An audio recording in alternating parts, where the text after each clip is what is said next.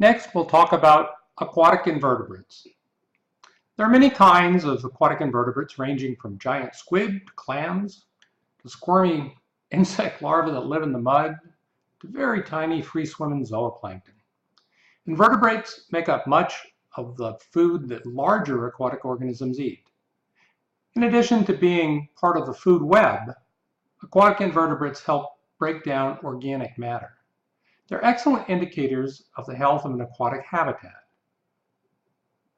Aquatic invertebrate species can range from pollution tolerant to extremely sensitive to pollution.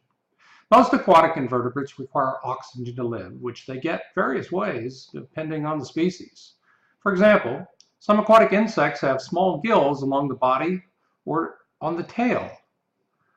Others have little holes along their body to absorb dissolved oxygen from the water. Some use breathing tubes that they raise from the water into the air, while still others can carry a small bubble of air underneath them from the surface. Mollusks are species that live in freshwater and saltwater and are extremely varied in form. Some mollusks, including clams, oysters, scallops, mussels, and snails, have hard shells. Shown here is the lightning whelk. The lightning whelk is shown with a strand of egg capsules from which tiny whelk juveniles emerge. Along with clams and oysters, the lightning whelk is a mollusk. Others, like the octopus, have soft bodies and tend to live in cavities for protection, while squid, which also have soft bodies, are free-swimming species.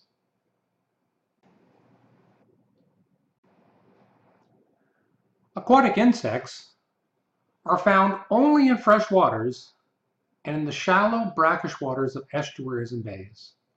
These invertebrates have at least two phases of life. Insects change form through a process called metamorphosis.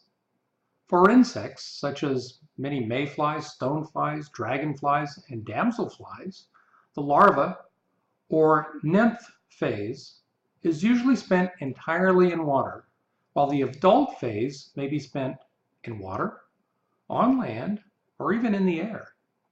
Shown here is a mayfly nymph, top, and mayfly adult, the bottom. Many adult aquatic insects have large wings that allow them to fly about. While there are no aquatic insects that can live entirely in salt water, there are many that inhabit brackish water estuaries and bays. A good example is the saltwater mosquito. Crustaceans also live in both freshwater and saltwater. Crustaceans have an exoskeleton, which is an outer covering that supports and protects the animal's body. Crustaceans that you may be familiar with are crayfish, freshwater, and shrimp and lobster that live in saltwater. Plankton are tiny invertebrates and photosynthetic organisms that are carried about by flowing waters or by ocean currents. Animal plankton are called zooplankton and are made up of tiny crustaceans and even tinier animals called rotifers. Some species can be as large as your fingernail, but most are so small you need a microscope to see them. While many are capable of very quick movement on their own, they are so small that the movements they make are very tiny. Zooplankton are important food for small fish.